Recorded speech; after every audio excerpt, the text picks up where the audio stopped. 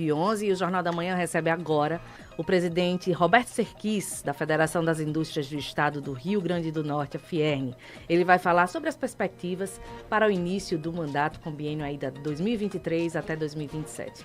Muito bom dia, presidente, seja bem-vindo. Bom dia, Alice, Virgínia, Júlio e a toda a audiência da Jovem Pan.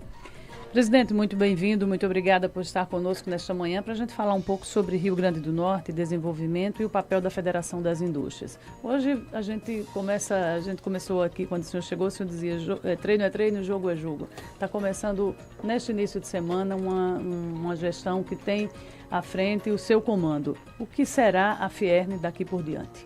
Exatamente, Virgínia. Agora é para valer.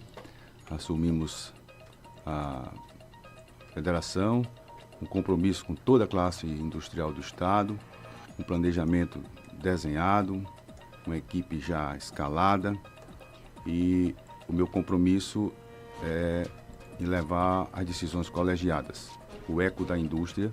Esse é o meu compromisso com todos os presidentes de sindicatos e lideranças.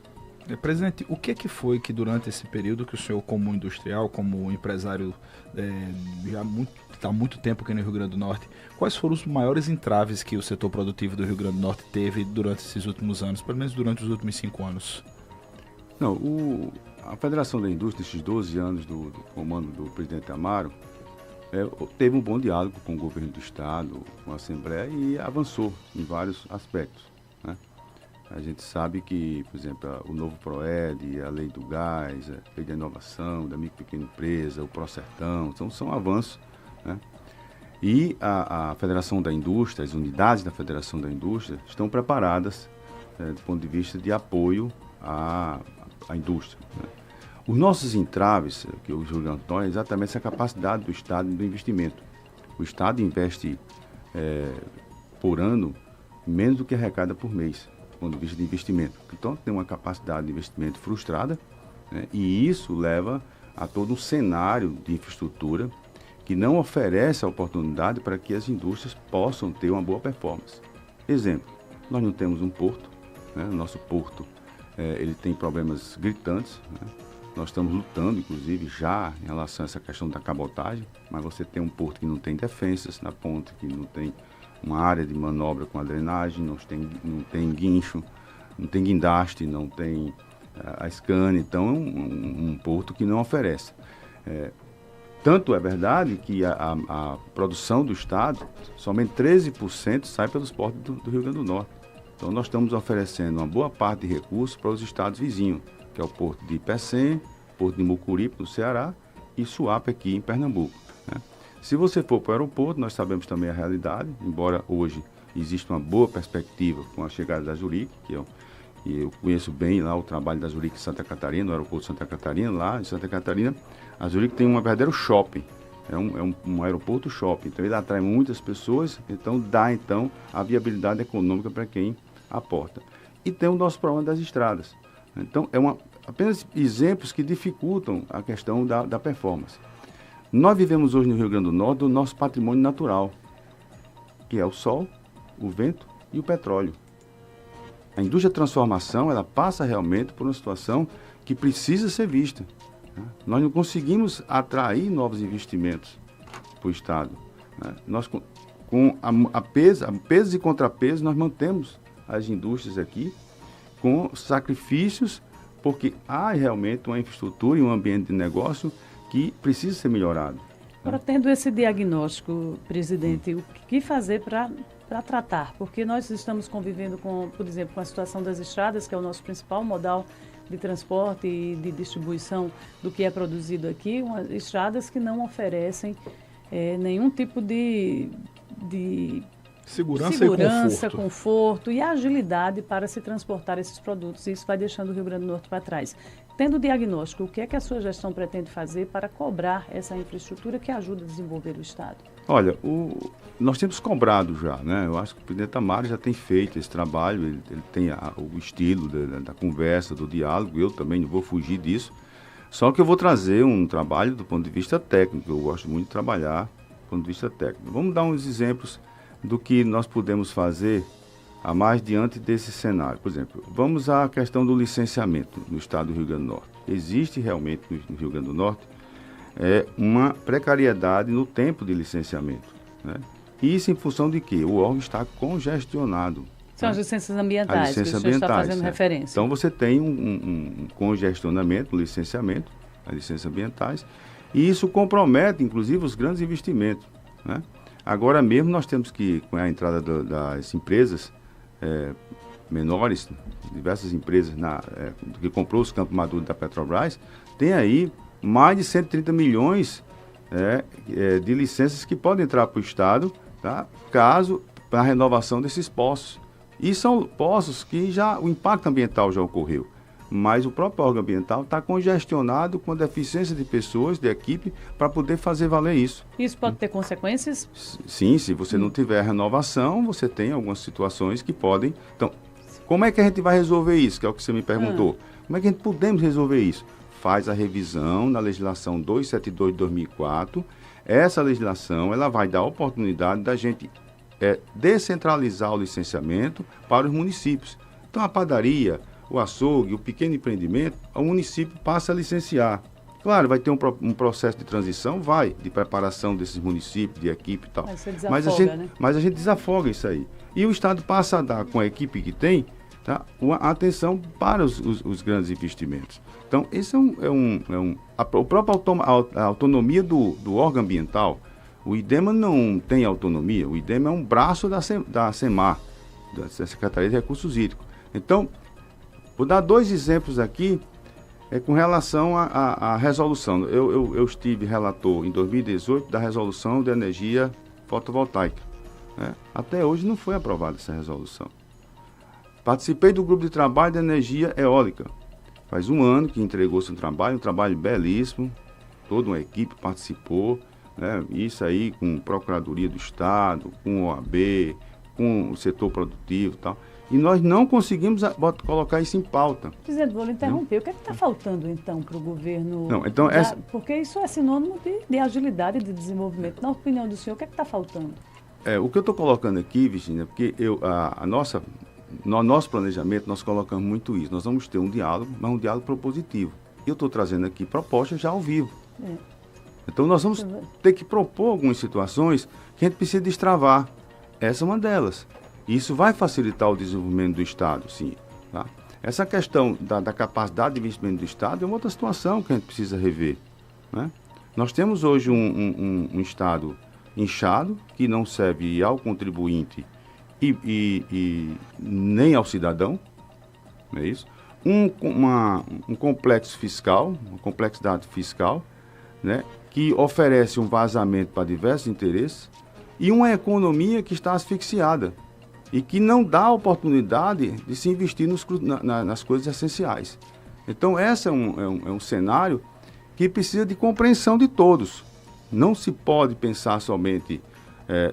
nós, como vamos falar a voz da indústria, nós temos que mostrar nossas dores, nossas dificuldades, né? E, logicamente, com o ente estatal e com os demais poderes, que o governo só não consegue fazer isso, né?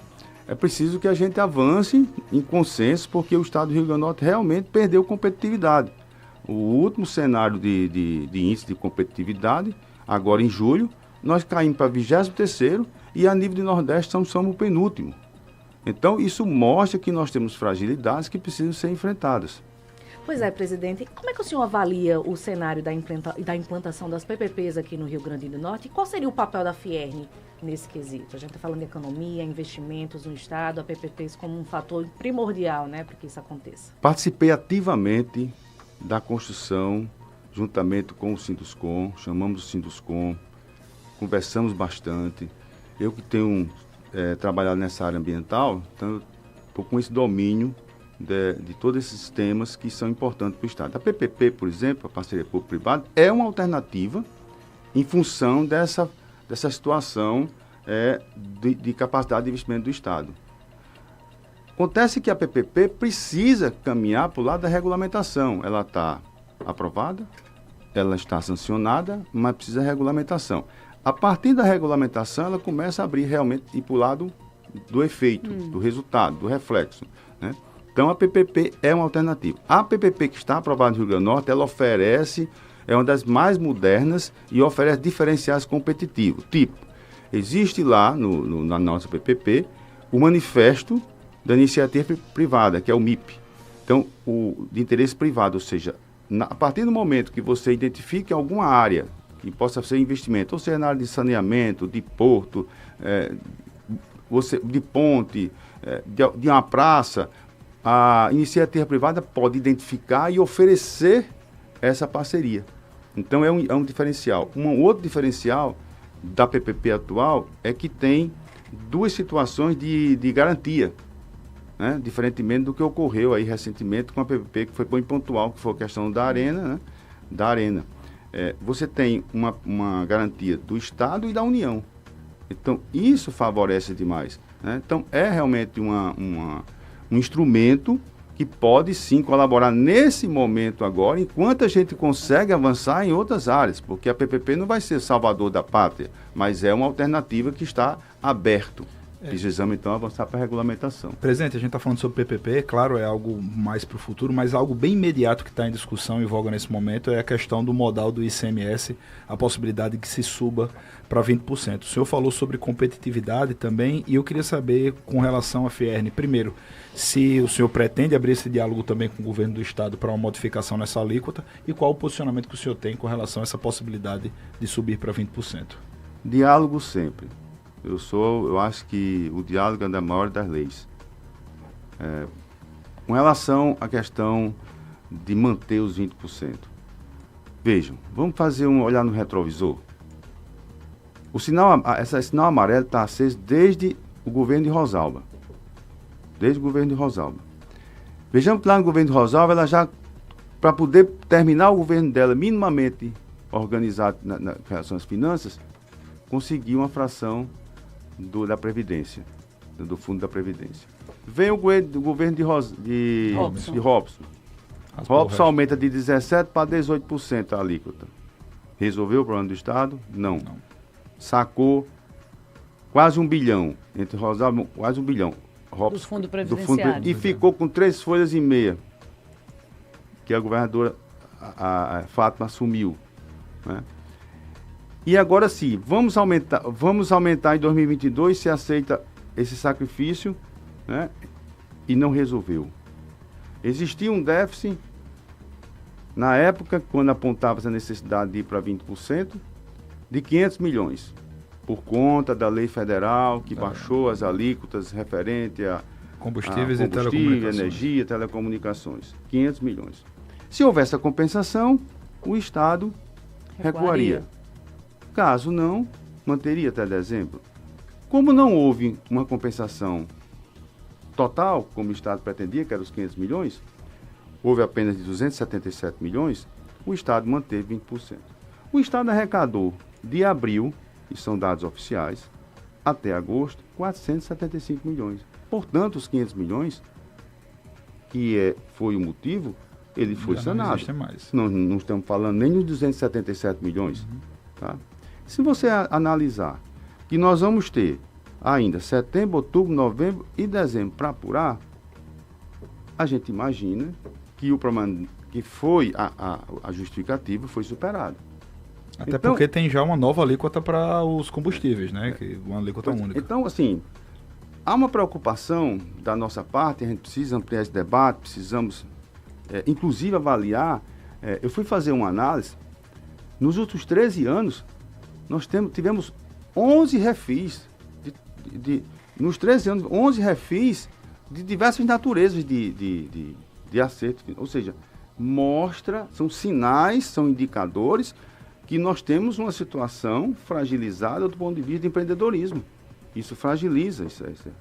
E fragilizando a economia, você fragiliza também o tecido social. As consequências, elas são imediatas. Então, né? O problema do Estado não é receita, né? Pelo que o senhor coloca aí, o senhor trouxe aqui dados, fez um histórico, trouxe informações, trouxe números e a gente mostra que o Estado está em constante crescimento de receita, mas não está cabendo dentro da despesa. Não temos colocado isso, inclusive, numa das entrevistas que eu dei a diversas emissoras, eu disse, o problema do Estado não é arrecadação, o problema do Estado é gasto.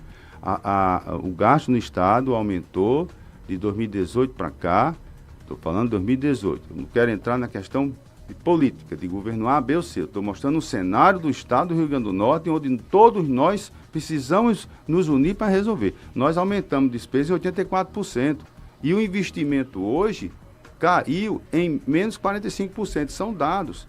Então, são situações que a gente precisa ver. Está aí, ou se juntam forças, ou todos vão afundar no mesmo barco. O governo do estado chegou a convidar o senhor, alguns representantes da FERN, para uma discussão antes do encaminhamento dessa proposta para a Assembleia do ICMS em 20%? Não, essa é uma estranheza que nós temos, porque o estado sempre manteve um bom diálogo com a federação e a governadora foi bastante enfática, inclusive no discurso de abertura, e nós pretendemos sim, né?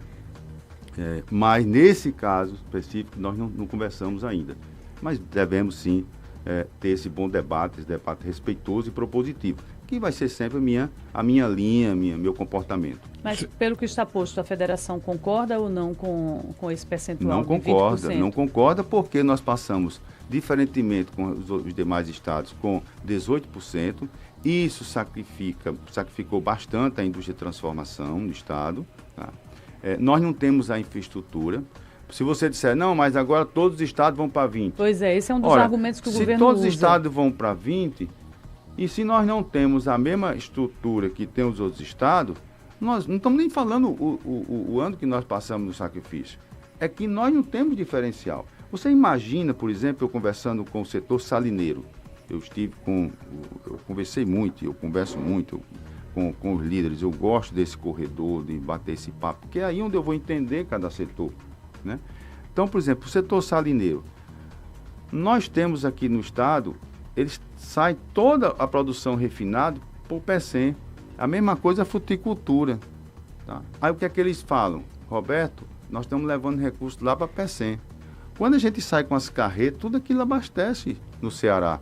O ICMS fica lá, entendeu? Então, essas coisas precisam ser corrigidas, são pequenos detalhes que somados, a gente vai entender por que a gente... E nossa arrecadação tem aumentado. A nossa secretaria é muito eficiente. Nosso sistema arrecadador no estado, ele é muito eficiente, ele faz o trabalho. Infelizmente, do outro lado, você tem uma despesa que não se controla, entendeu? Essa despesa está centralizada no funcionalismo público, presidente? Muito. Porque os dados... em matéria de serviços, a gente vê, por exemplo, fornecedores com atraso, a gente abriu o jornal hoje falando de uma suspensão do Valfredo Gurgel.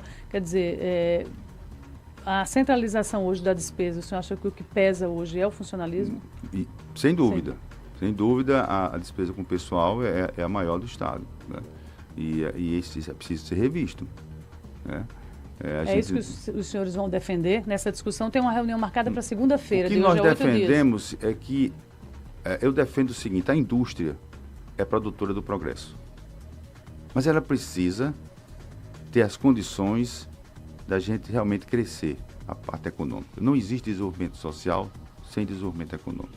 Então, essa é um caminho que é real, não tem como a gente fugir. O que a gente precisa é exatamente que não adianta só arrecadar, precisa controlar a despesa, melhorar a infraestrutura, para que a gente possa...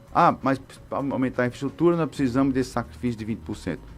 Não, vamos manter o 18%, deixar ter essa diferença competitiva, melhorar a performance das empresas que estão aqui, manter essas empresas. Nós precisamos, por exemplo, no Estado, de trabalhar isso, nós já construímos no nosso planejamento, um núcleo de pessoas, nós temos 4 profissionais que já estão pensando o Estado do ponto de vista de agregação de valor às cadeias produtivas. Nós temos aqui um maior volume de atum na costa norte, né? Que nós precisamos não exportar esse atum de forma in natura, precisamos beneficiar ele aqui. Nós temos a mineração, que o ano passado arrecadou 59 milhões, entendeu? E essa mineração sai aqui crua, sem nenhuma agregação de valor, né? Então nós podemos dar vários exemplos aqui, tá?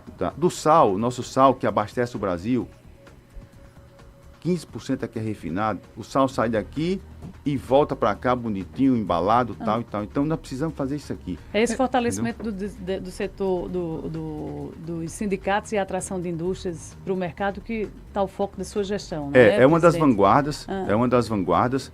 Nós criamos um projeto de meritocracia sindical. E o que é esse projeto? Eu li, achei interessante, queria que o senhor explicasse. O projeto é o seguinte, nós criamos lá um portfólio de serviços para oferecer aos sindicatos. Nada engessado. O presidente do sindicato terá a condição de propor suas ideias, porque cada um sabe a realidade do seu sindicato, do seu setor, né?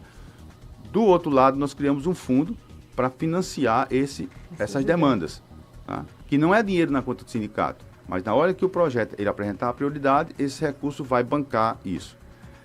E nós temos, então, um ranking para que, a partir do momento que eles vão apresentando resultado, você vai colocando mais recurso.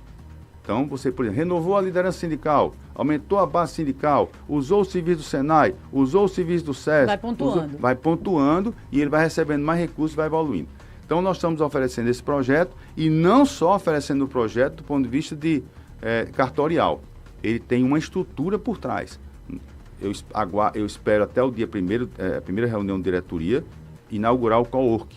O cowork é trabalhando junto, otimizar. Então, nós vamos ter executivos da casa, que nós estamos aproveitando a prata da casa, nós não contratamos ninguém externo, são pessoas que estão lá, que nós treinamos já, e serão os executivos. Então, contratamos uma coordenadora, a Ana Dalgisa, que está saindo do CREA, vai ser a coordenadora desse projeto, tem uma experiência na área do sindicato.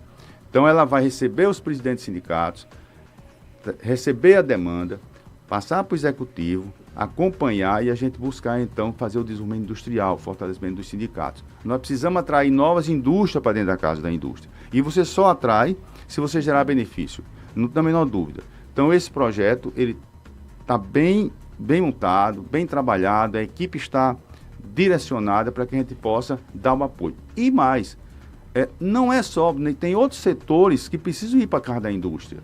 As energias renováveis não estão lá, o petróleo não está lá, eles demandam a federação, mas não são filiados. Hoje um novo filão, o Sindicato de Material de Uhum. Limpeza, por exemplo, não está lá. Então, esse núcleo, esse projeto é um projeto, mas nós temos também esse núcleo, tá, que vai pensar o Rio Grande do Norte. Isso é outra vanguarda.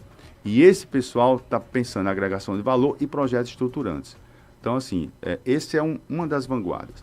A outra é fazer com que as indústrias elas possam se aproximar cada vez mais das casas, SESC, Senai e IEL, que tem muito a oferecer, no laboratório de pesquisa, as escolas, as clínicas, né? Tá?